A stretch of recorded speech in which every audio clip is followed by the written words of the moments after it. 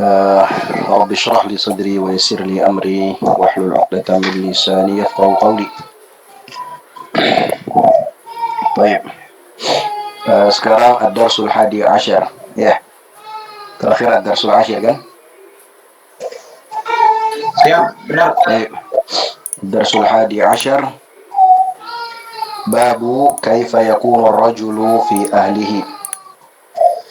Karena waktu singkat, Anda perlu, Anda rasa nggak usah ada yang baca, jadi cukup Anda simak aja yang baca supaya waktunya sempat udah jam 8 lewat. Babu kaifa yakunu rajulu fi ahlihi. Anil Aswadi radhiyallahu anhu qala Sa'altu Aisyata radhiyallahu anha ma kana an-nabiy sallallahu alaihi wasallam yasna'u fi ahlihi. Qalat titik 2 kana fi mihnati ahlihi fa idza hadaratis salatu qama ila as-salati. Rawahu al-Bukhari. Fa idza hadaratis salatu qama ila as-salah. Ulangi sekali lagi. Anil Aswadi radhiyallahu anhu qala sa'altu Aisyah radhiyallahu anha ma kana an-nabiy sallallahu alaihi wasallam yasna'u fi ahlihi. Qala, ini tanda tanya, yasna'u fi ahlihi, tanda tanya. Qalat titik 2 kana fi mihnati ahlihi qama fa idza hadaratis salatu qama ila as-salati. Ini fa idza hadarat, sebenarnya benar nih fa idza hadarat as-salatu, cuman dalam bahasa Arab ketika dua sukun bertemu maka ada namanya kasratul wiqayah. Jadi kasrah untuk bisa baca disambung. Nah, jadi kalau membaca disambung fa idza hadaratis salatu qama ila salati. Rawahul Bukhari. Itu hadis yang pertama. Hadis yang kedua. Babu qaulillahi ta'ala Ya ayyuhalladzina amanu la yaskhar qaumun min qaumin. An Abdullah bin Zam'ah radhiyallahu anhu qala An Abdullah bin Zam'ah radhiyallahu anhu qala Naha an-nabiy sallallahu alaihi wasallam an yadhhaka ar-rajulu mimma yakhruju min al-anfusi. Wa qala titik 2 Bima yadribu ahadukum imra'atahu darbal fahli awil abdi thumma la'allahu yu'aniquha. Dan ulangi sekali lagi. Babu qaulillahi ta'ala ya ayyuhalladzina amanu la yaskhar qaumun min qaumin. An Abdullah bin Zam'ah radhiyallahu anhu qala Naha an-nabiy sallallahu alaihi wasallam an yadhhaka ar-rajulu mimma yakhruju minal anfusi. Wa qala titik 2 bima yadribu ahadukum imra'atahu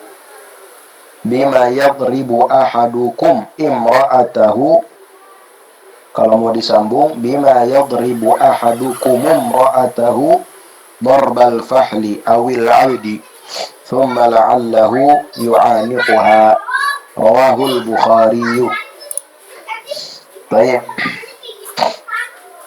Kosakata halaman 31.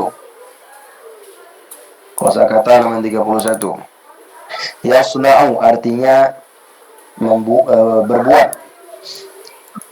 Bisa artinya membuat, bisa artinya membuat.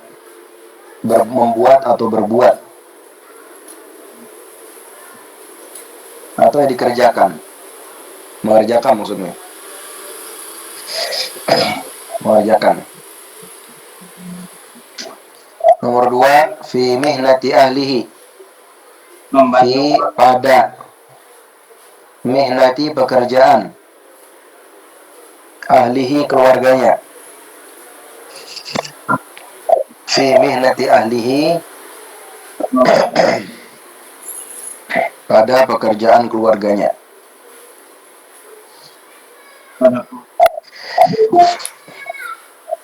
Nomor 3 la yaskhar, jangan menghina.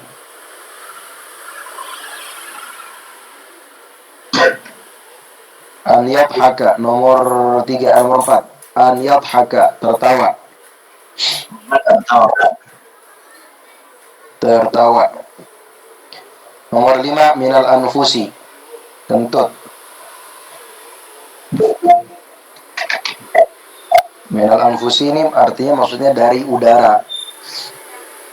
Min artinya dari, al anfus itu artinya apa namanya, udara, angin. Nafas. Ya, maksudnya kentut. Nah, iya kentut. Baik.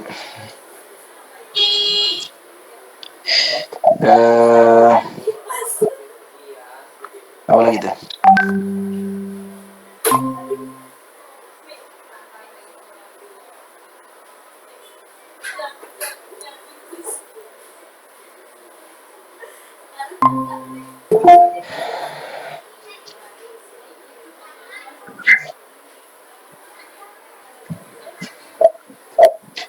Terus, la'allahu, mungkin saja dia.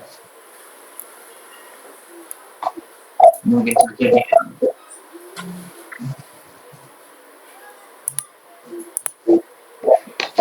Yu'aniquha, memeluknya atau menggaulinya.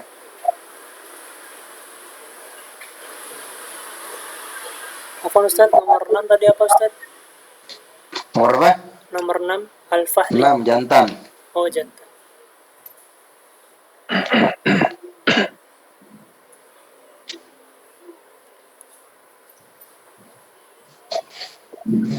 Nomor 8, yu'aniquha. Baik. Yu'aniquha artinya memeluknya, tapi maksudnya di sini ya menggaulinya. Baik. Sudah semua kosakata? Berarti kita ke terjemah hadis. Babu kaifa yakunu ar-rajulu fi ahlihi. Bab bagaimana seseorang di dalam keluarganya. Kaifa yakunu ar-rajulu fi ahlihi. Bagaimana yakun artinya bi, bahasa Arabnya bi, be. Bagaimana seseorang di dalam keluarganya. Anil Aswadi, dari Aswad bin Yazid radhiyallahu anhu qala. Berkata dia, Sa'altu Aisyah, saya bertanya kepada Aisyah. Aisyah radhiyallahu anha.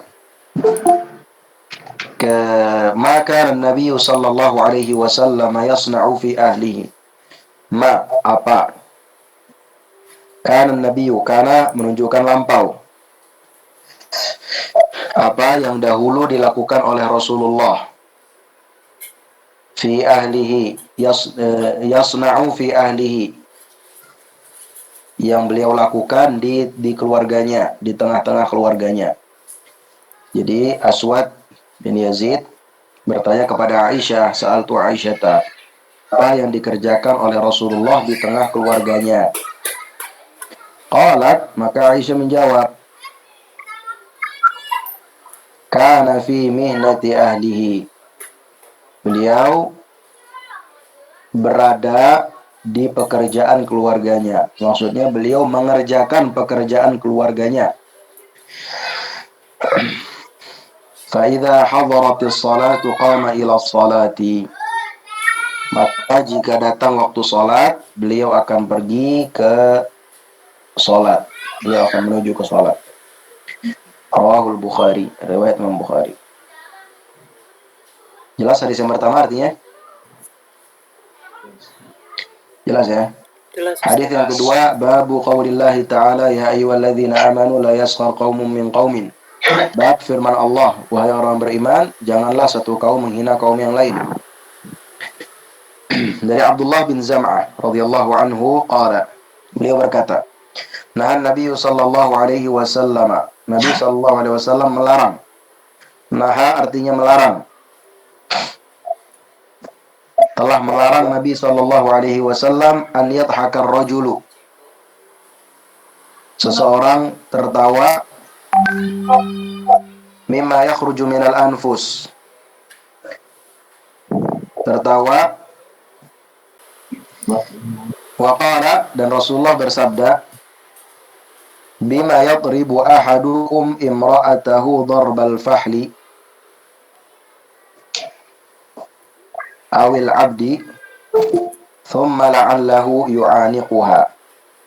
Bagaimana seseorang di antara kalian memukul istrinya? Bagaimana? Bima bagaimana? Yadribu memukul. Ahadukum salah seorang dari kalian. Imra'atahu perempuannya, maksudnya istrinya. Darbal fahli, seperti pukulan terhadap binatang jantan.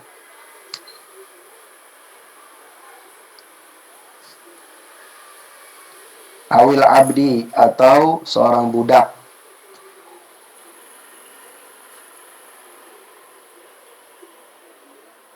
Summa, lalu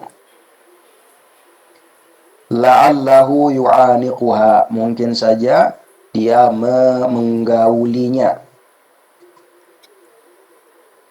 Lalu mungkin saja dia menggaulinya. Rawahul Bukhari. Jadi maksudnya Nabi SAW yang pertama melarang kita untuk menertawakan kentutnya seseorang. Yang kedua, bagaimana mungkin seseorang dari kalian itu memukul istrinya sebagaimana ia memukul binatang jantan atau sebagaimana ia memukul budak, lalu malamnya digaulin. Jadi ini kaitannya dengan juga berbuat baik kepada istri. Siangnya dipukul, malamnya digaulin. Nah, itu nggak boleh.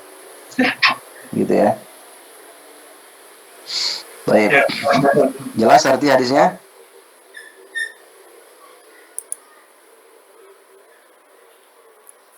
Jelas Ustaz.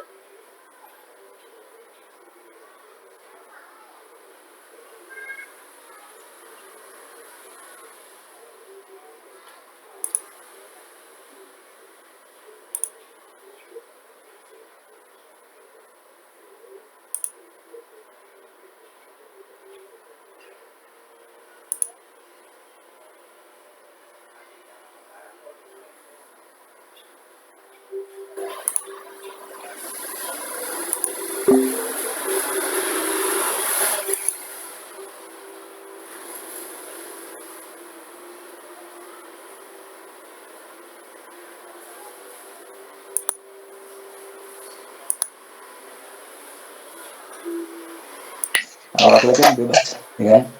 Laki-laki tidak butuh maksudnya tidak butuh nenenin anaknya. Kalau perempuan nenenin anaknya, kadang namanya perempuan ditempelin terus sama anaknya, nggak bisa dipisah.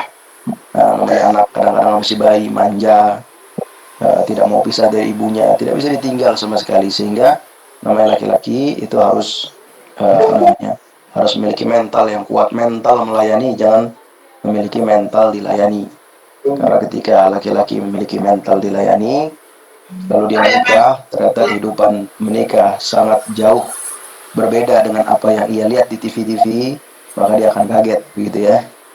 Kalau di TV-TV kan namanya istri, mungkin wah segalanya disiapkan, tapi kenyataannya kan tidak selalu seperti itu. Karena namanya perempuan, yang pertama memang lebih lemah daripada kita, yang kedua, kalau dia punya anak, banyak anak-anak yang harus diurusi, maka hendaklah kita yang menjadi pelayan untuk mereka semua.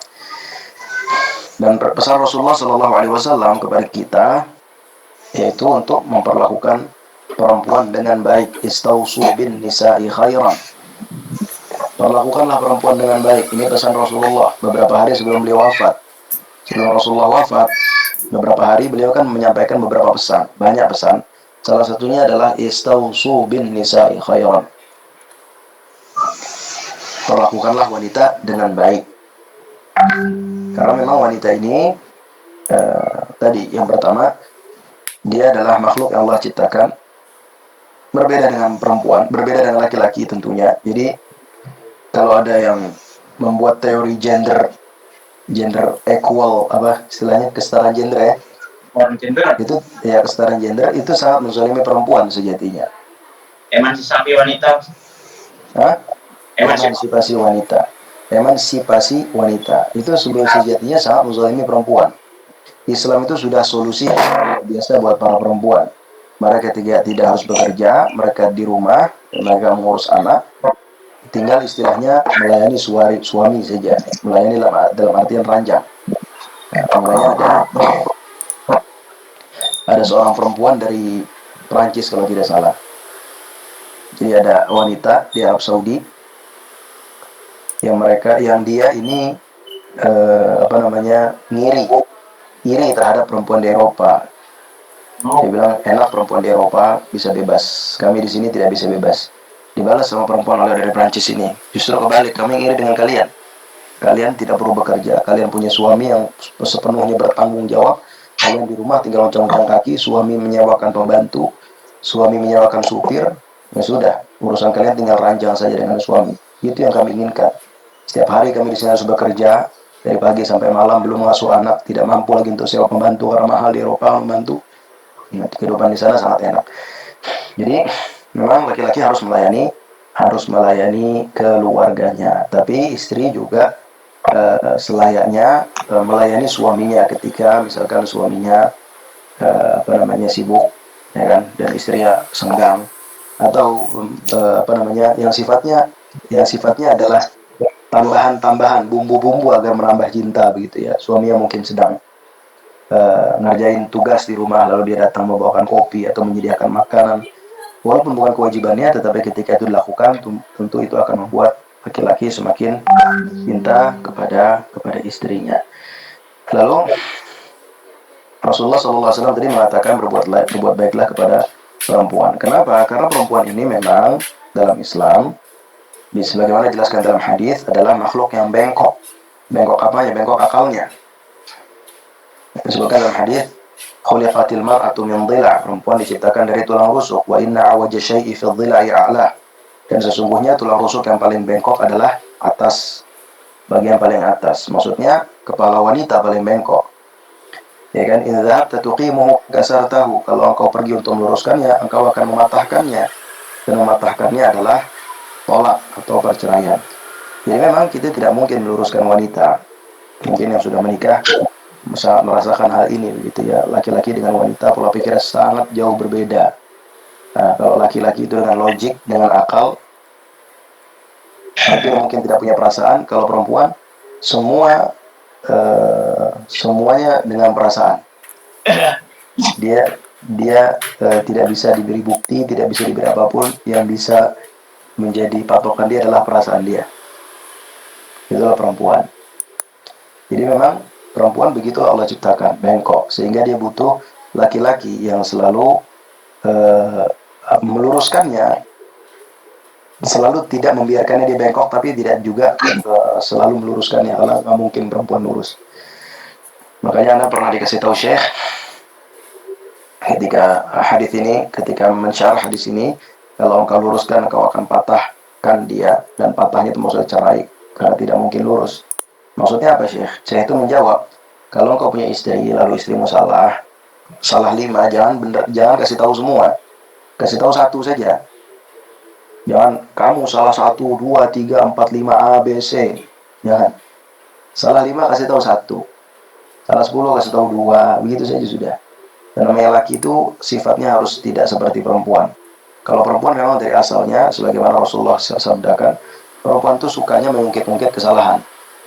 Laki tidak seperti itu. Laki itu sifatnya namanya rijal, namanya rojul, itu melupakan. Sudah, lupakan. Jangan cengeng gitu ya. Karena mungkin istrinya suka mengungkit-ungkit kesalahannya, lalu dia ikut-ikutan mungkin tidak, sudah. Itu bukan sifat laki-laki. Ketika kita seperti itu, kita menjadi laki-laki yang seperti perempuan. Laki-laki harus kuat, harus di atas. Artinya sifatnya itu harus kuat, mentalnya harus kuat. Ya sudah, perempuan salah, ya sudah, lupakan, biarkan. Selama kesalahan kecil di rumah, bukan kesalahan yang syar'i ya. Kalau syar'i misalkan dia tidak mau pakai jilbab, itu harus tegas. Tapi kalau misalkan kayak masak keasinan, buat kopi kurang panas airnya, atau rumah kadang kotor nggak diberesin, piring numpuk, biasa itu, ya udahlah. Merasa aja kan. Itu tidak boleh membuat laki-laki marah karena hal-hal itu. Oke. Oke Ustaz, ada pelajaran berarti. Ya, atau apalah, kayak justru laki-laki ngerjain itu turun bantu istrinya sebagaimana Rasulullah sampaikan tadi. Karena fi mihnat, ya beliau ini istrinya sama hal kecil-kecil gitu, atau kadang mungkin kalau ngomong nyelekit gitu ya, nyakitin, atau kalau ngomong ya apa sih, ya biarkan lah, perempuan biarkan. Nah, tapi kalau misalkan pelanggaran syar'i, dia mau pakai jilbab, dia buka aurat, situ harus tegas.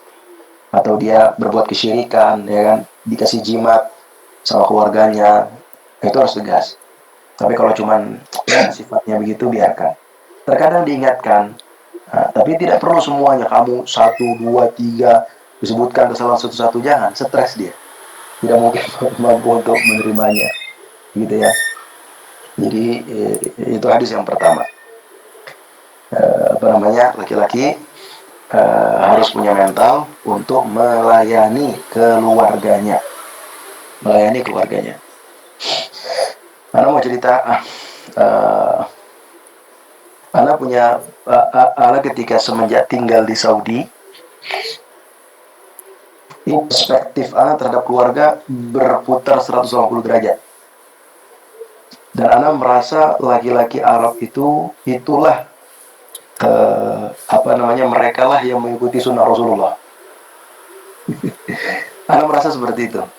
Karena waktu pertama kali Ana datang ke Saudi, Ana terkadang waktu masih polos ya, terkadang bilang, terkadang ada celutukan Ana sama teman-teman, ini perempuan Saudi pada nggak bisa ngurus keluarga, semuanya suami yang ngerjain, ya kan?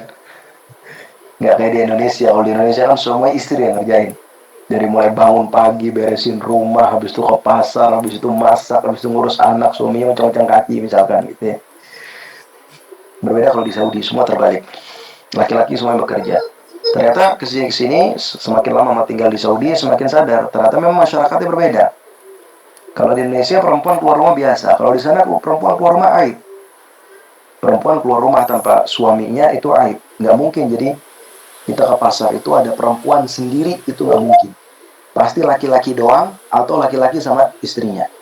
Tapi normal laki-laki doang, banyak. Jadi ke pasar itu isinya laki-laki, yang jualan yang laki-laki, nggak ada yang jualan perempuan. Jadi memang tipe masyarakat itu berbeda. Dan mereka sangat menjaga sekali kalau perempuan itu nggak boleh keluar dari rumah kecuali ada mahram. Dan tipikal masyarakatnya seperti itu. Yang kedua, semua yang nyiapin suami. Jadi nggak asing kalau misalkan kita tadi ke supermarket, isinya laki-laki pada belanja, laki-laki pada jualan. Habis itu kalau ke laundry, laki-laki yang bawa itu baju ke laundry. Kalau mereka pembantunya lagi pulang gitu ya. Habis itu nanti ayahnya lagi yang antar anak sekolah pulang dari sekolah, ayahnya lagi jemput kalau supir nggak ada. Biasanya ada supir yang kayaknya. Habis itu makan siang, misalkan ayahnya pergi ke restoran beli makanan, bahasa restoran maksudnya kalau di Indonesia mungkin kayak warung Padang gitu ya. Kalau di sana tempat nasi mandi atau nasi Bukhari, beli makan buat keluarga bawa pulang. Nah, semua diurusin. Setelah lihat-lihat ternyata justru mereka lah yang laki-laki sejati gitu ya. Kalau di Indonesia beda nih, kopi panas pahit dikit aja marah dia langsung sama istrinya. Atau pulang ke rumah nasi belum matang marah sama istrinya. Itu bukan sifat laki-laki. Itu bukan sifat laki-laki. Laki-laki tidak seperti itu. Cengeng sekali laki-laki seperti itu. Laki-laki yang mengurus sih sebenarnya qawwam. Jadi qawwam bukan urusan cuman akhirat doang, tapi qawwam juga urusan dunia. Dia namanya qawwam itu dia yang berdiri begitu ya. Maksudnya yang mendirikan keluarga dia dari segala urusannya. Ya. Jadi itu hadis yang pertama. Baik. Memang kadang berat mempraktekannya, tapi harus dipraktekkan. Karena sampai sekarang terutama semenjak corona gini semua, dari bangun pagi habis itu ke warung karena gantian sama istri, habis itu anak masak, anak cuci piring, anak yang masih ngantar ke laundry kalau lagi mau ke laundry, atau kalau lagi cuci sendiri.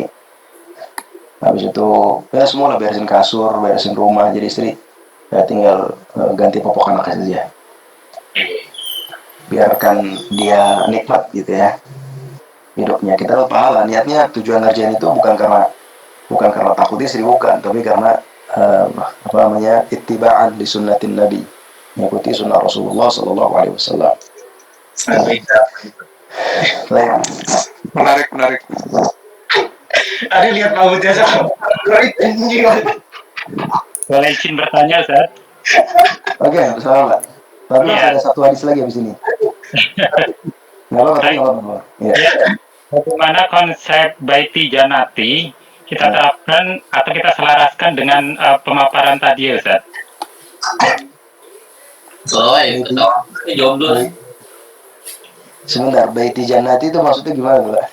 Iya, maksudnya kan ya kita di dalam rumah tangga ini ingin harmonis. Iya, iya. Namun tidak bisa dipungkiri dalam rumah tangga itu ada cinta, ada amarah, Iya. ada mungkin peran.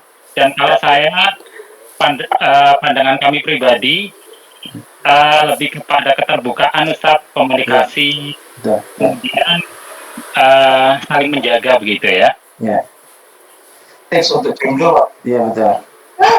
Jadi memang apa namanya berkeluarga pastinya yang pertama terkadang ada cinta yang memuncak sampai 100% lebih, mungkin sampai 200%. Terus kadang ada amarah yang membuat jadi sampai 0 atau mungkin minus gitu ya. Saking rasanya tuh pada saat itu mungkin gak cinta sama sekali. Itu normal. Siapapun pernah seperti itu, dan Rasulullah pun pernah seperti itu sama istri-istrinya. Terkadang terjadi pertengkaran yang ya wajar lah dalam keluarga. Tapi intinya yang pertama komunikasi penting. Yang kedua laki-laki jangan mudah tersulut emosi. Itu penting karena terkadang ada laki-laki yang tidak bisa menahan diri. Ketika perempuan yang marah, maka dia pun akhirnya berkata-kata kasar pada istrinya atau bahkan sampai main fisik. Jadi apa sih namanya, kalau marah, kalau misalkan para sahabat zaman dulu, mereka akan keluar dari rumahnya. Dan ini terjadi kisahnya, contohnya kisah siapa yang menikah dengan putri Rasulullah, Utsman ya? Ali bin Abi Thalib. Ali bin Abi Thalib. Ali pernah dulu ke masjid ya? Yang lari ke masjid, yang pergi ke masjid. Dan ini bukan hanya kisah Ali saja, Ali Pak Utsman itu. Ada kisah para ulama-ulama terdahulu juga ketika mereka berantem sama istrinya, maka jangan keluarkan istri dari rumah, kita yang keluar. Kalau memang kondisinya sangat panas gitu ya, nggak mungkin istri perempuan suruh keluar dari rumah, nggak mungkin. Kita yang keluar dari rumah, ya sudah, nanti sudah adem balik lagi. Tapi intinya ya tadi penting untuk menjaga komunikasi, penting untuk mengerjakan hal-hal yang kelihatannya sepele tapi sebenarnya itu menumbuhkan cinta, seperti memanggil kata istri dengan panggilan sayang gitu ya, atau misalkan puji selalu begitu ya. Misalkan minta kopi gitu, lalu istri bilang nanti lagi capek ya, aku nggak mau minum kopi kecuali dari tangan kamu karena rasanya beda. Semangat. Atau hal-hal kecil-kecil yang sifatnya bisa menjaga dan semakin menumbuhkan cinta. Ya antum mungkin lebih bucin lah ya, lebih jadi kalau misalkan dari pertanyaan Pak sebenarnya Pak Sururi, sebenarnya apa yang Anda paparkan tadi dengan konsep baiti jannati sama sekali tidak ada kontradiktif. Justru begitulah cara menciptakan baiti jannati. Namanya laki-laki, jiwanya dan hatinya harus lebih besar daripada perempuan, dan laki-laki lah yang mengayomi keluarganya, istrinya dan juga anak-anaknya. Dan dia yang semacam membuat apa ya? Semacam membuat sikap gitu dalam rumah. Dia membuat kebiasaan saling memuji, dia membuat kebiasaan saling, karena istri tabiatnya itu ngikut. Kalau suaminya suka menghina, istrinya pun suka menghina. Kalau suaminya suka marah, istrinya pun suka marah. Tapi kalau suaminya penyabar, suaminya suka memuji dan lain-lain, istrinya pun akan ikut. Mungkin itu Allah. Rasa masing-masing kita suami yang sudah menikah pasti tahulah detailnya bagaimana menghadapi istri masing-masing, bagaimana dia berbuat baik, karena tentu suami yang paling tahu terhadap istrinya. Nah, lagi? Atau lanjut ke hadis selanjutnya dulu ya? Lanjut aja dulu Ustaz. Oke. Lanjut aja dulu. Hadis yang kedua, bab qaulillahi ta'ala la yaskhar qaumun min qaumin dari Abdullah bin Zam'ah bahwa Nabi Shallallahu Alaihi Wasallam melarang seseorang tertawa karena kentut.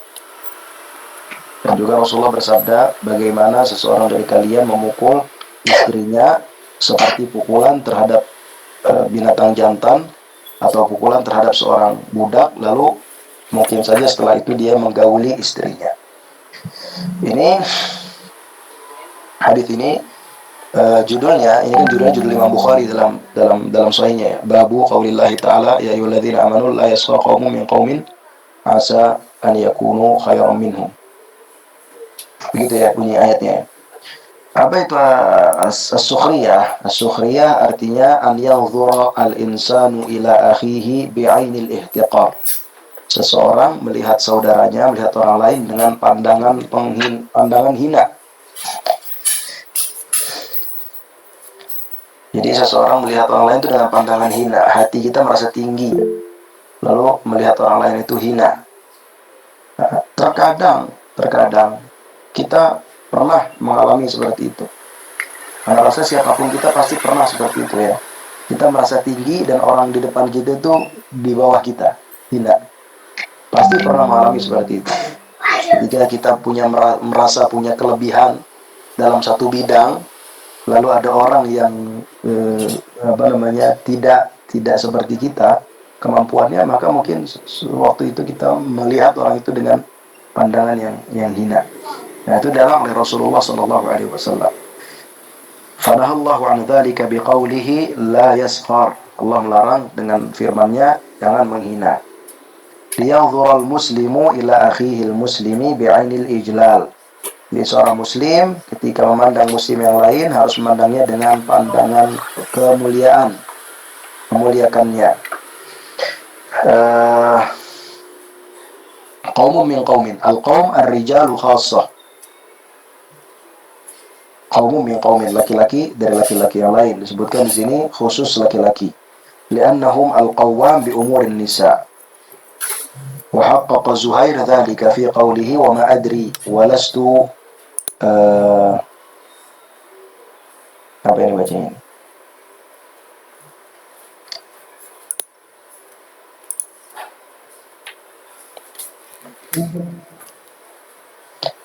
Intinya maksud ayat di sini adalah khusus laki-laki. Khusus laki-laki. Wa ikhtisasul qaumi birrijal sarihun fil ayatil karimah. Dan kekhususan laki-laki dalam ayat ini itu sangat jelas pada ayat ini. Idz law kanatin nisa'u dakhilatan fi qaumin lam yaqul wala nisa'un min nisa'in.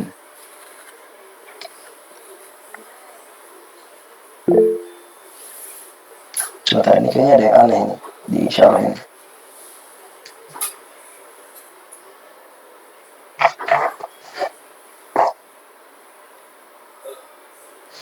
Ya, itu yang pembahasan itu apakah itu mencakup laki-laki dan perempuan, kita lewatin dulu. Nanti yang baca. Ini kayaknya ada yang kepotong ini di nukilan ini.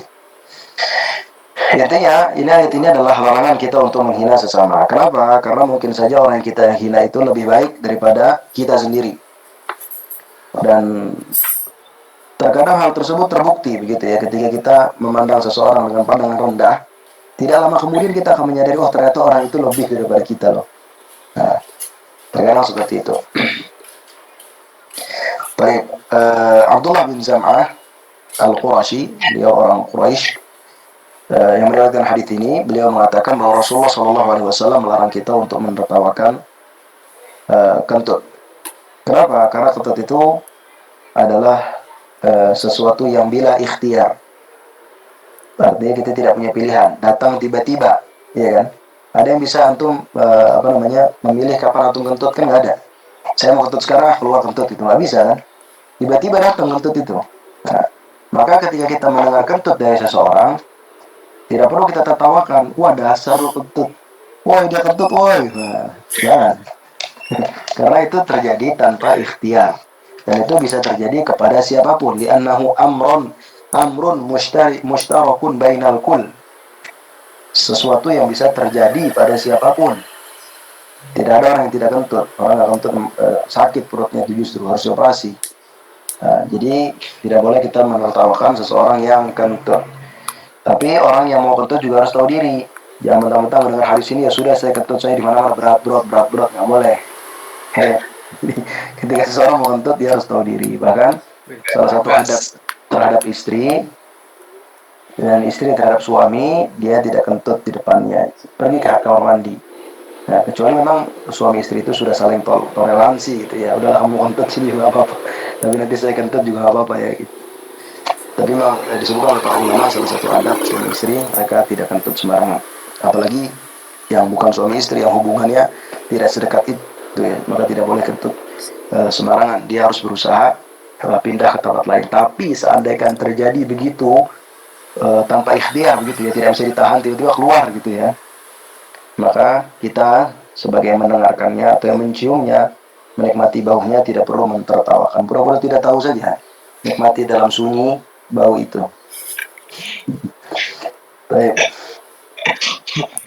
Rasulullah SAW bersabda, bagaimana mungkin seorang dari kalian memukul istrinya sebagaimana pukulannya terhadap sebagaimana dia memukul binatang jantan.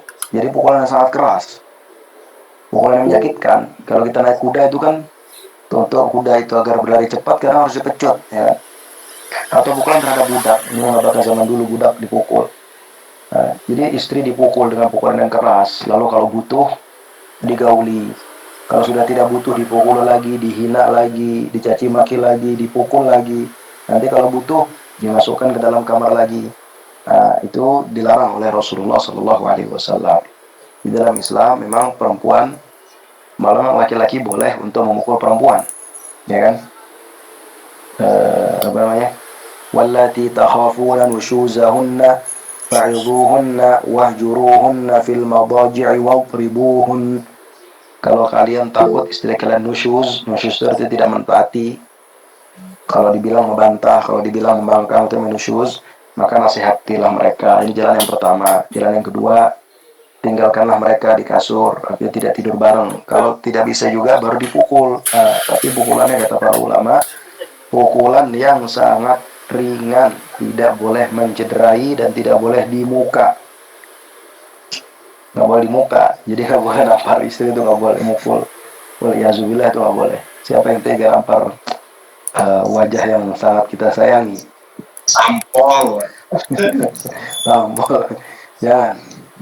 Itu justru ketika seseorang menampar dan memukul istrinya, itu menunjukkan mental laki-laki itu yang sangat rendah. Ya. Bisa beda perlakuan laki-laki dan perempuan itu beda. Kalau antum marah sama laki-laki nampol mungkin masih wajar. Nah, antum punya teman dia udah sangat ngeselin, antum tampol dia mungkin ya masih wajar tanda kutip. Tapi kalau istri perempuan yang ngeselin terus kita tampol, itu menunjukkan kita yang lemah justru. Jadi mukulnya, kenapa? Berani sama istri. Berani sama istri. Besoknya dicium lagi. Iya, besoknya dicium lagi. Makanya Rasulullah bersabda ketika salah seorang istrinya ingin menaiki unta, Rasulullah bersabda, rifqan bil qawarir, berlemah lembutlah dengan kaca, dengan botol kaca gitu. Dengan botol kaca. Jadi Rasulullah umpamakan perempuan itu seperti botol kaca yang mudah pecah, jatuh sedikit pecah, antum bentak sedikit hancur hatinya. Gitu. Jadi Rasulullah tidak pernah meminta istrinya. Ya kan? Rasulullah tidak pernah meminta istrinya. Dan tadi boleh memukul, kata para ulama, sebagian ulama menafsirkan mukul itu seperti mukul dengan siwak. Kalau untuk siwak? Gak terasa. Siwak itu yang buat bersihin gigi itu yang dari kayu kecil itu segini. Panjangnya ya mungkin panjangnya segini lah atau lebih segini lah.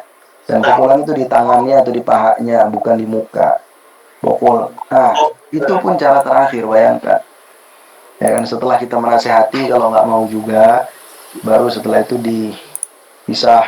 Misalnya dia suruh tidur sendiri di kamar, kita di ruang tamu gitu ya. Kan perasaannya sangat luar biasa. Ketika kita begini saja, itu bagi dia rasanya sudah seperti ditonjok. Ya cukup seperti itu. Dalam Al-Quran disebutkan mungkin saja engkau membenci dia, perempuan itu, tetapi Allah menjadikan kebaikan yang banyak. Gimana ayatnya? an takrahuhunna wa yaj'alallahu fihi khairan katsira. Gimana itu? Lupa. Gimana ya Hafiz nih? Wa yaj'alallahu fihi khairan katsira. Ayat sebelumnya gimana? Bunyi potongan sebelumnya. Ghazi. Hah? Ghazi, ente Hafiz. Ghazi. An takrahu syai'an wa yaj'alallahu fihi khairan katsira. Gimana bunyi itu? Mungkin saja engkau benci, tidak suka. Ada hal-hal yang engkau tidak suka dari istrimu. Nah, tapi Allah akan menjadikan kebaikan yang banyak begitu ketika kita bersabar dan ya surah Al-Baqarah itu. Surah Al-Baqarah. Intinya ya. Itu juz 2 laisa alaika hudahu walakin Allah yahdi man yasha. Terus Min khairin fali anfusikum wa tunfiquna illa bi wajhillah. Wa tunfiquna min khairi wa ilaikum wa antum la tudlamun. Lil fuqara'il ladina uhsiru fi sabilillahi la yastati'una darban fil ardi yahsabuhumul jahilu aghniya'a min at-ta'affufi ta'rifuhum bisimahum. Oh iya.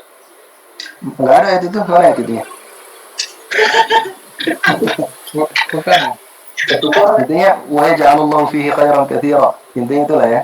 Atau cari tujuh surat Al-Baqarah, tuan lupa potongan sebelumnya. Intinya mungkin saja engkau membenci istrimu, ada hal-hal yang kau tidak sukai dari istrimu, tetapi Allah akan menjadikan kebaikan yang banyak. Jadi tetap harus bersabar. Yang pertama, yang kedua husnuzon kepada Allah, ihtisab mencari pahala.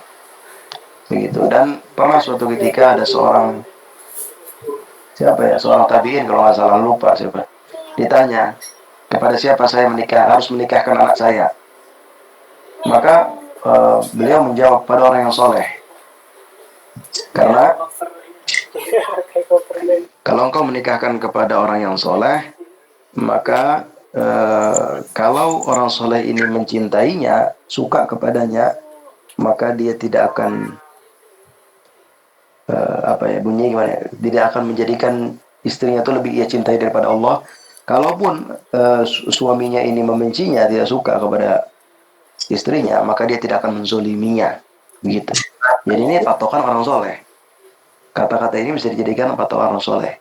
Jadi orang soleh itu kalau dia sangat cinta kepada istrinya, maka tetap dia tidak akan mencintainya lebih daripada Allah. Artinya batasan-batasan Allah tidak boleh dilanggar. Kalaupun dia tidak suka dengan istrinya, benci dengan istrinya karena istrinya sifatnya A, B, C misalkan, maka dia tidak akan menzolimi istrinya. Tidak akan dipukul, tidak akan diapa begitu. Kalaupun sudah tidak bisa dipertahankan, ya paling jalannya dengan cara yang baik, yaitu berpisah. Tidak perlu ada kekerasan fisik. Itu udah paling ada kata-kata kasar dan lain-lain.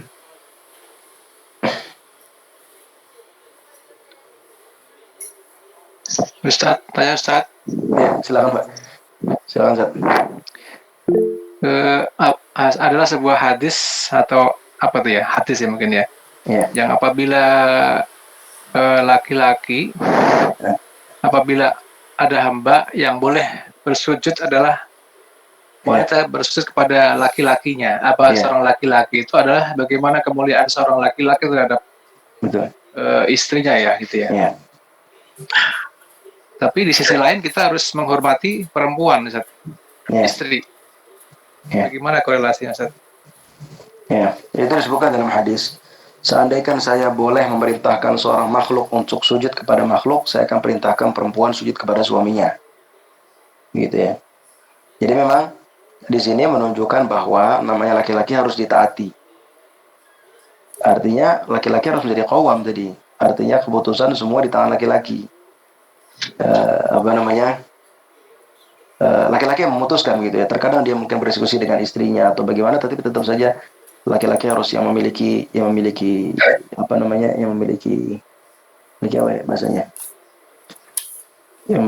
keputusan gitu ya. Tidak mencela-menceli, memble gitu. Bisa diatur sama istrinya, kamu harus gini-gini, kamu jangan gini-gini, jangan. Atau kamu harus gini-gini. Ya, tapi tetap laki-laki harus memiliki qaul gitu ya, memiliki keputusan dalam keluarga. Dan dari sisi istri, ini kan tadi ada berbicara dari sisi suami karena memang kita di sini semua laki-laki. Tapi kalau dari sisi istri, memang yang harus disampaikan hadis ini, mereka harus taat 100% kepada suaminya, tidak boleh membantah sama sekali. Disebutkan dalam hadis, Ustaz ya. Hah? Bantah. Nggak boleh membantah. Nggak boleh membantah. Tapi terkadang namanya kalau urusan sepele-sepele maka berlemah lembutlah dengan istri. Tapi kalau misalkan urusan yang sifatnya prinsip, maka tetap kita harus tegas. Jadi ini menunjukkan kemuliaan suami yang sangat luar biasa di depan istrinya. Dan ini juga kalau dari sisi istri, suami harus lebih didahulukan dibandingkan orang tuanya. Nah, ini menunjukkan keutamaan suami yang sangat luar biasa. Apa namanya? Disebutkan dalam hadis, "Idza shallatil mar'atu khamsaha wa shamat syahraha wa ata'at zawjaha, qila laha udkhulil jannata min ayyi abwabil jannati syi'ti." Ustaz yang tadi surah An-Nisa Ustaz. Halaman 9. Oke. Satu lembar terakhir. Rasulullah bersabda, kalau perempuan itu sholat 5 waktu, puasa Ramadan, lalu taat kepada suaminya, maka akan dikatakan kepada dia, masuklah surga dari pintu manapun yang ia mau. Jadi memang kalau dari sisi perempuan, maka dia harus taat 100% kepada suaminya. Dan kita harus terbiasa mendidik istri kita, untuk seperti itu gitu loh. Jadi ada suatu waktu mungkin kita agak strict gitu ya, kamu harus taat sama saya. Tapi kalau urusan tadi yang sifatnya ya mau makan di mana, nggak perlu kita bawa-bawa hal seperti itu. Saya mau makan nasi padang, kamu mau makan warteg, kamu harus taat sama saya. Tidak perlu. Kalau hal-hal yang seperti itu gitu ya, yang sifatnya ya pribadi lah, bukan pribadi apa keseharian gitu lah. Dia mau makan apa, saya mau makan apa, nggak perlu kita bawa-bawa. Kamu ini harus taat sama saya. Saya mau makan nasi padang, kamu harus nasi padang juga. Nggak perlu. Tapi kalau yang sifatnya prinsip-prinsip, ya mungkin antum lebih tahu lah maksudnya dalam keluarga memang yang sebenarnya keseharian. Iya. Ya. Lalu saat qadarullah kalau umpamanya kita sebagai laki-laki ini kita nggak mengendaki ini terjadi ya, ada juga beberapa suami yang takut pada istri ya, mungkin bukan saja dari sisi kemapanan ekonomi, tapi mungkin dari nasabiah, mungkin keluarga istri ya lebih terhormat daripada keluarga laki-laki, sehingga dia merasa sungkan. Insecure gitu ya, merasa insecure. Tapi kurang nyaman. Bagaimana saat itu? Baik. Kalau itu kan berarti kembali kepada pribadi masing-masing ya. Berarti ini kan laki-laki ini harus dibangun mentalnya, ya kan? Artinya namanya menjadi laki-laki, sekecil apapun dia di depan istri, maksudnya misalkan istrinya punya pekerjaan yang gajinya lebih besar, atau istrinya bernasab dari nasab yang semuanya pejabat gitu ya, kita bukan dari siapa-siapa, atau ya pokoknya dia lebih tinggi, maka laki-laki tetap harus punya mental, dan itu harus dibangun. Jangan akhirnya nantinya dia ya seperti disetir gitu ya sama istrinya, istrinya harus ngomong A, B, C, kamu harus seperti ini, kalau enggak ya macam-macam lah, kalau enggak saya nggak mau lagi, saya apa. Jangan terlalu takut. Artinya kan laki-laki ini harus dibangun mentalnya. Jangan terlalu lemah begitu. Semuanya harus kata istri A, B, C. Tidak. Karena justru itu juga tidak baik. Karena tidak semua keputusan perempuan itu benar begitu ya, dan tidak semua keputusan perempuan itu harus kita ikutin. Jadi harus dibangun mentalnya, Pak. Kalau qadarullah terjadi ya mau nggak mau dia harus dibangun mentalnya agar tidak seperti itu. Tetap harus punya marwah gitu ya. Harus punya marwah, laki-laki harus punya marwah. Marwah laki-laki. Karena kalau laki-laki sudah tidak punya marwah, ya, dia akan hina di depan anak-anaknya. Jadi harus punya marwah. Ustaz. Ada. Tanya Ustaz. Ya. Ketika Dah, Fadil. Saya lagi. dari pihak yang belum menikah. Apa Ustaz, apakah benar kodrat laki-laki itu dan perempuan itu dididi? Artinya kalau itu laki-laki itu Apa tadi, Afan? Kodrat laki-laki apa? Nggak kedengaran suara antum.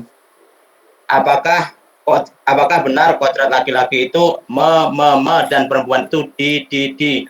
Artinya perempuan laki-laki itu menyayangi, menjaga dan sebagainya itu dan perempuan dilayani, disayang dan didialain Ustaz. Terus Ini pertanyaannya di luar orang yang udah nikah nih, kacau nih, mantul. terus apakah seorang istri yang ikut mencari nafkah baik untuk dirinya sendiri maupun menafkahi anak dan suaminya termasuk perbuatan zolim atau menzolimi Ustaz? Menzolimi diri sendiri Ustaz. Oke. Sekarang Ustaz. Yang pertama, apakah tabiat atau kodrat laki-laki itu mama dan perempuan dididi gitu ya? Ya mungkin ada benarnya, tapi nggak 100%. Karena kadang-kadang laki-laki juga butuh dididi. Terkadang laki-laki juga butuh dididi gitu ya. Terkadang laki-laki butuh dimanja juga butuh. Terkadang butuh dilayani, terkadang butuh disayang. Cuman mungkin porsinya tidak seperti perempuan. Kalau perempuan ngomong dididinya itu lebih besar. Dia butuh butuh disayang, diungkapkan rasa cinta, ya, dipuji begitu ya. Habis itu dimanja, dibelai,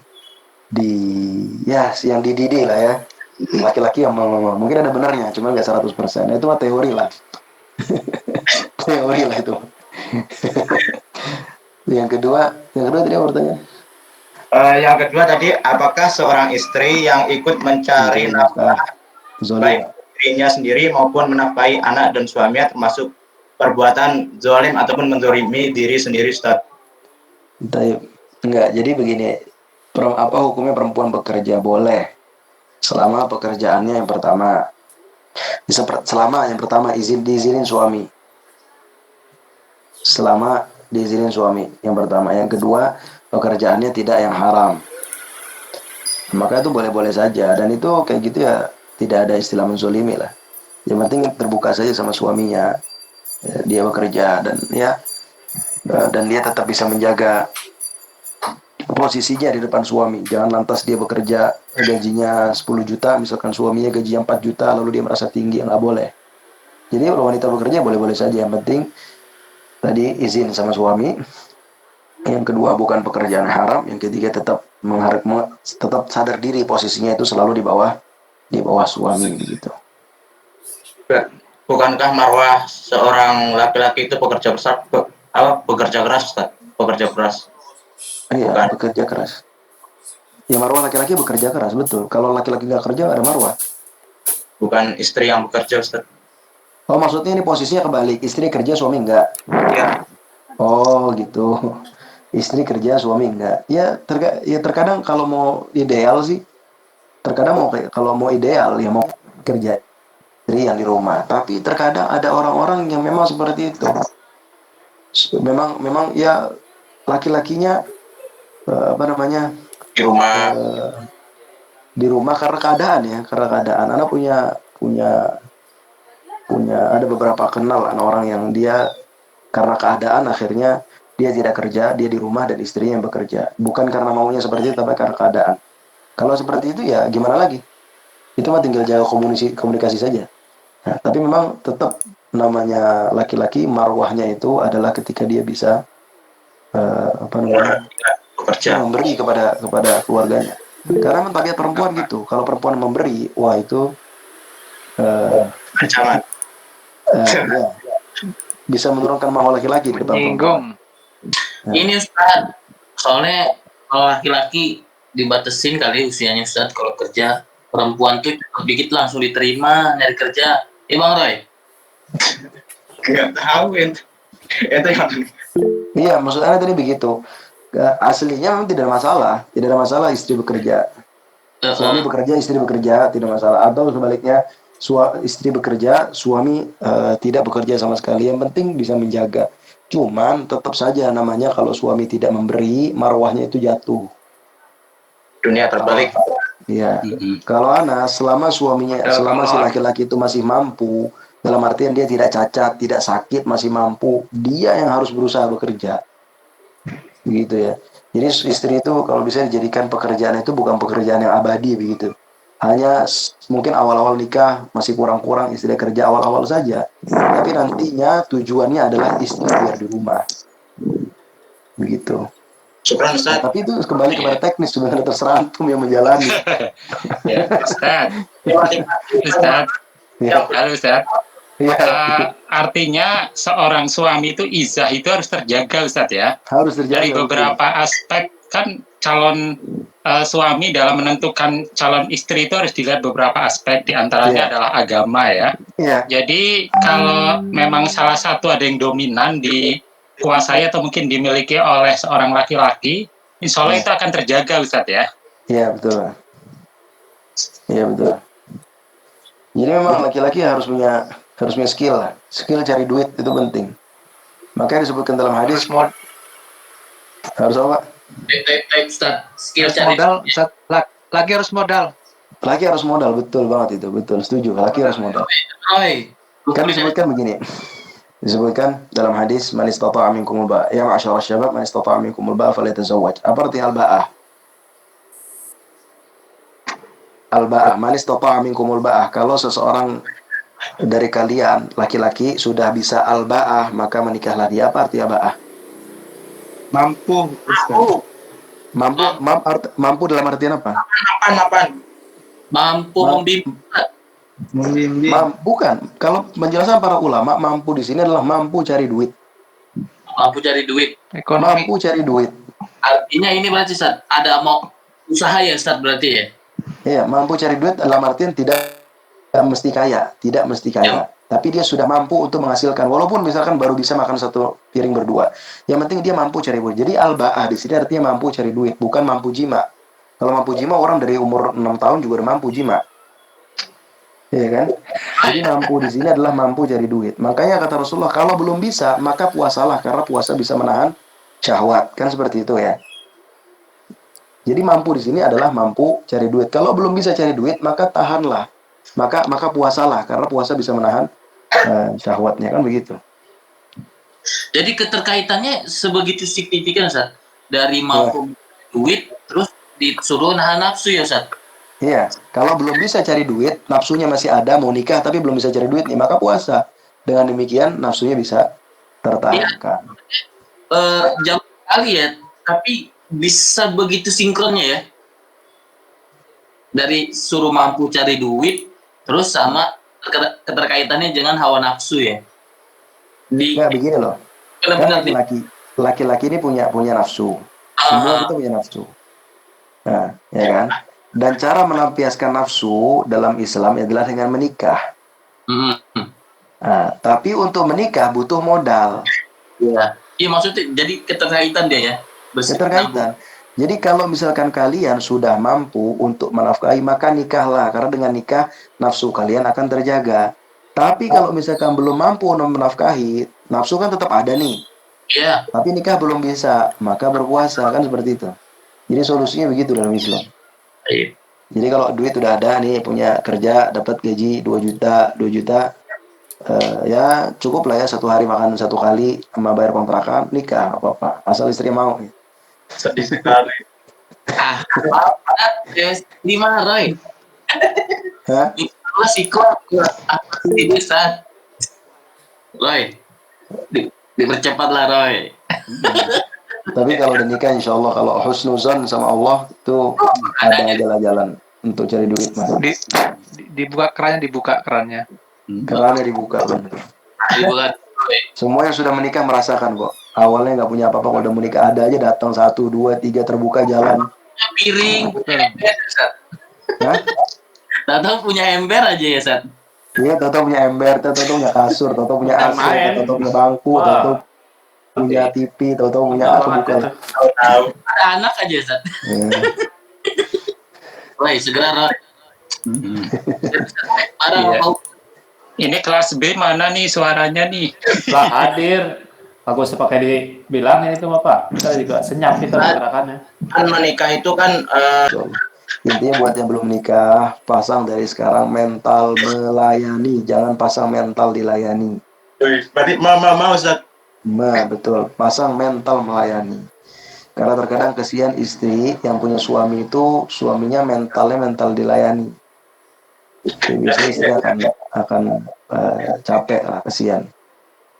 Masa mental melayani. Jadi jangan antum bayangkan setelah menikah antum baju akan dicuciin, dimasakin, rumah diberesin, kasur dibersihin, habis itu kopi dibuatin, teh dibuatin, semua tiba-tiba di depan antum. Mau berangkat kerja disiapin bajunya, dicuciin, disetrikain.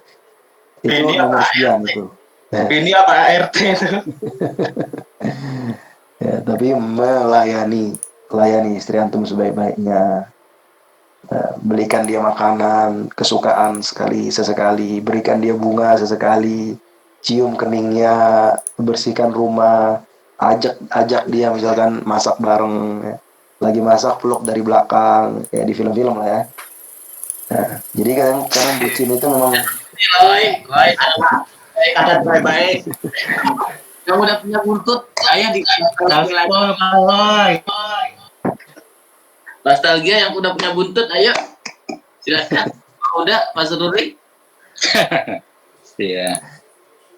ya, Kalau Ustaz, ya, kalau tentang islah itu gimana Ustaz? Di surat An-Nisa itu kan ada islaha. ya. Itu maksudnya apakah ketika Ya.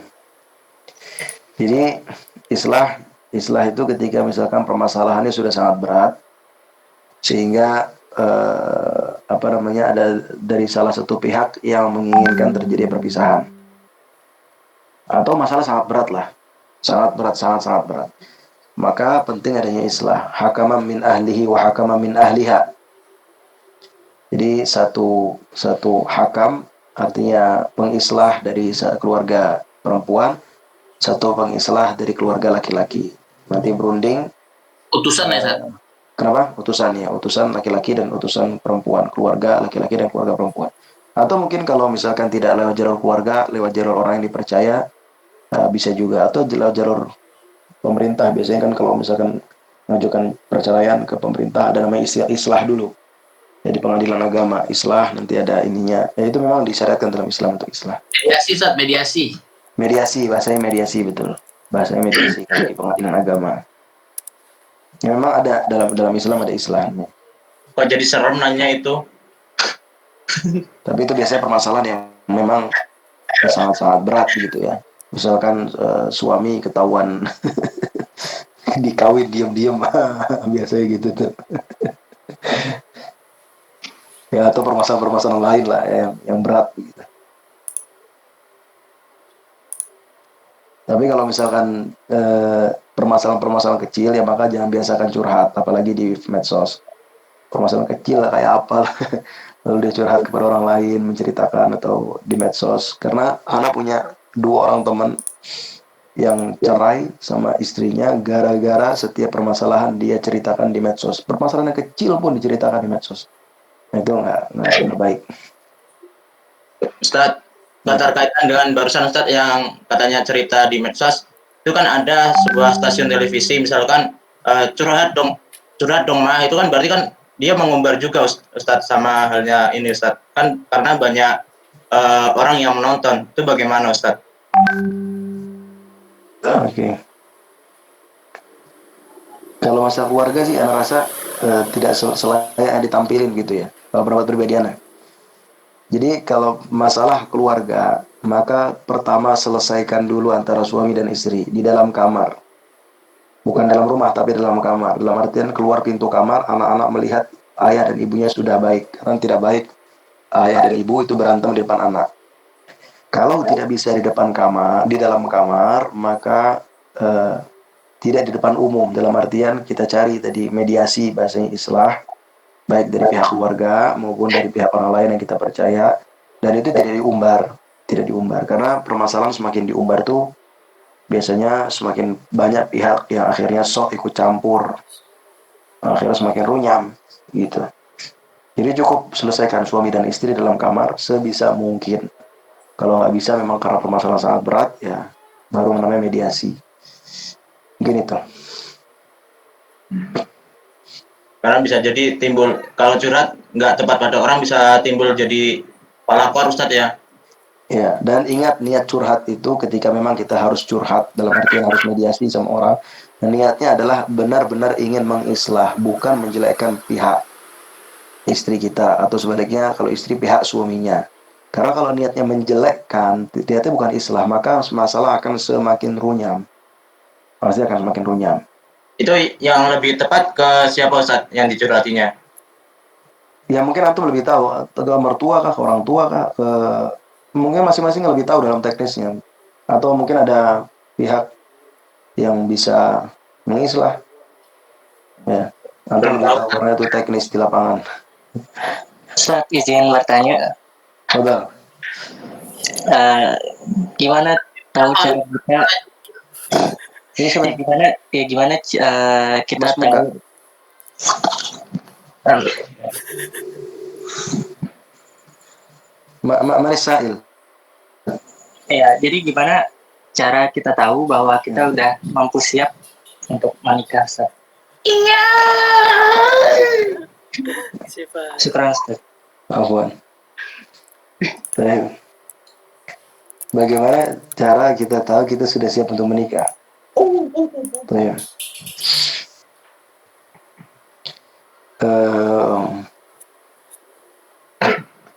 Yang pertama, jadi begini, kan nikah itu hukumnya terbagi menjadi 5. Nikah wajib yang pertama. Wajib hukumnya nikah bagi seseorang yang tidak lagi bisa menahan hawa nafsunya. Karena nikah memang, nikah itu kalau dari sisi laki-laki, tujuan paling utama adalah menjaga kemaluan agar tidak masuk ke sembarang lubang. Begitu bahasa kasarnya. Ya, benar itu. Jadi nikah yang wajib bagi seseorang, makanya kalau antum tadi bertanya kapan saya tahu diri saya sudah siap menikah, kalau antum merasa diri antum tidak mampu lagi menahan hawa nafsu, kalau tidak dilampiaskan akan jatuh kepada yang haram, maka segeralah menikah. Karena antum sudah wajib. Kalau tidak bisa, ya jadi berpuasa. Yang kedua, menikah yang hukumnya sunnah, ketika seseorang sudah mampu tapi masih bisa menjaga hawa nafsunya. Ketiga, nikah mubah, ya siapapun boleh nikah. Ya nikah makruh ketika seseorang apalah gitu, ada nikah haram. Maka yang pertama, kalau kaitan dengan nafsu, ketika seseorang merasa dirinya tidak bisa menjaga nafsunya, dia menikah. Tapi kalau misalkan dia masih bisa menahan nafsunya, maka tetap disunahkan untuk menikah. Karena memang nikah sunnah para rasul. An-nikahu sunnati, faman raghiba an sunnati falaysa minni. Rasulullah menikah. Kalau kapan siap ya, yang penting dia yang pertama, dia sebelum menikah coba jaga ibadah kepada Allah. Sholat yang tepat 5 waktu di masjid. Habis itu perbanyak ibadah-ibadah sunnah lainnya, membaca Al-Quran. Habis itu ini anak berbicara sebagai seorang muslim ya, karena itu akan membantu semuanya. Membaca Al-Quran, banyak berzikir, banyak melakukan sholat qiyamul lail.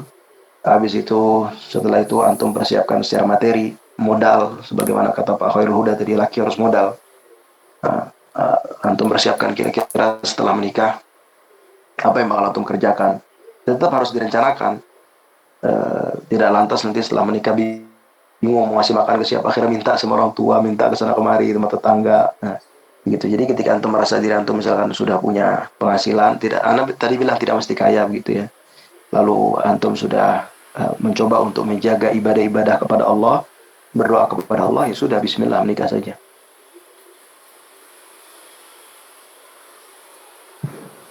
Ustaz, Ya. kan menikah adalah menyempurnakan separuh agama, Ustaz. Betul. Nah, bagi yang belum gimana, Ustaz? Apa agamanya menikah supaya sempurna? Apa agamanya masih separuh, Ustaz? Apa gimana, Ustaz? Ya kan disebutkan dalam hadis begitu. Barang siapa menikah, maka dia tinggal menyempurnakan fal yukammil anis fal baqi. Jangan lupa redaksi gimana. Intinya barang siapa menikah dia telah menyempurnakan setengah agamanya, maka tinggal dia menyempurnakan setengahnya lagi. Ya memang ya berarti antum masih setengah nih agama antum nih. Tinggal menikah. Karena menikah ini selain menjaga kemaluan bagi laki-laki, dia juga sebagai apa namanya, nantinya akan memiliki keluarga, memiliki anak-anak, dididik menjadi Islam, memperbanyak umat. Jadi lebih besar dari sekedar menjaga menjaga apa namanya nafsu begitu.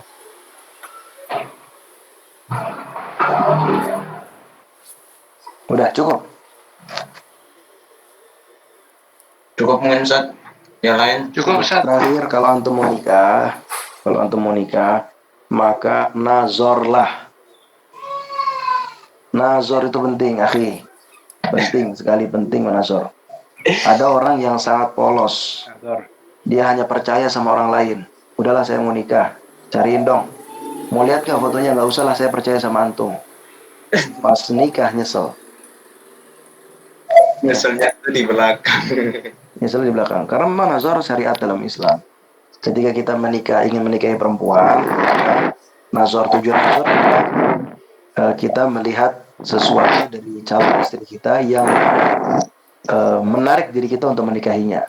Entah fisiknya, entah jarinya, entah mukanya, entah kulitnya, entah apanya, kan begitu. Namanya nazar itu kan ikhtilaf para ulama. Ada yang mengatakan boleh melihat hanya tangan dan muka saja. Ada yang mengatakan boleh melihat sampai betis dan rambut. Kalau misalnya tangan tukeran foto ya Ustadz ya, itu ya Ustadz bagiannya Ustadz. Ya itu awal ya kan, langkah awal kalau yang untuk menikahinya. Jadi bukan untuk main-main. Kalau setelah nazar nggak cocok ya qadarullah, berarti belum takdir antum menikah dengan dia. Benar. Gitu. Tapi yang jelas ketika mau nazar niatnya itu benar-benar mau nikah, jangan cuma mau main-main. Saya penasaran sama mukanya dia pakai cadar nampaknya cantik, nazar ah. Habis nazar nggak jadi, itu kurang ajar namanya. Iya, Ustaz. Jangan juga kufu atau mungkin sefikroh itu Ustaz ya. Betul, kufu itu penting. Jadi dalam nikah juga ada namanya kufu. Artinya antum jangan muluk-muluk gitu. Dalam artian misalkan kita pertama Islam, yang kedua punya pemahaman agama begitu ya, atau misalkan tertarbiyah, maka jangan muluk-muluk antum cari mau yang model, mau yang pemahaman agamanya tidak punya sama sekali, mau yang setiap hari keluar uang harus 5 juta, ya itu nggak sekufu namanya. Setelah nikah keder, itu berantem mulu. Tapi yang sekufu, yang sejalan, yang fikrohnya mungkin tidak jauh-jauh, habis tujuannya, visi menikahnya, yang sekufu lah. Termasuk para ulama menyebutkan salah satu sekufu adalah ketika Syarif menikah dengan Syarifah, Habib menikah dengan Habibah, Habib menikah dengan Syarifah, begitu termasuk sekufu. Najwa Shihab sama Evani. Syihab itu marga Habib loh, itu Syihab. Itu kalau bukan darah Habib kan nggak boleh ya Ustadz ya? Bukan nggak boleh, boleh aja, nggak ada yang melarang. Tapi jarang terjadi. Darah Zuriya Rasulnya kan terputus Ustadz jadinya. Nah, kalau laki-lakinya bukan Habib, kalau laki-lakinya Habib, perempuannya biasa ya tetap nyambung lah.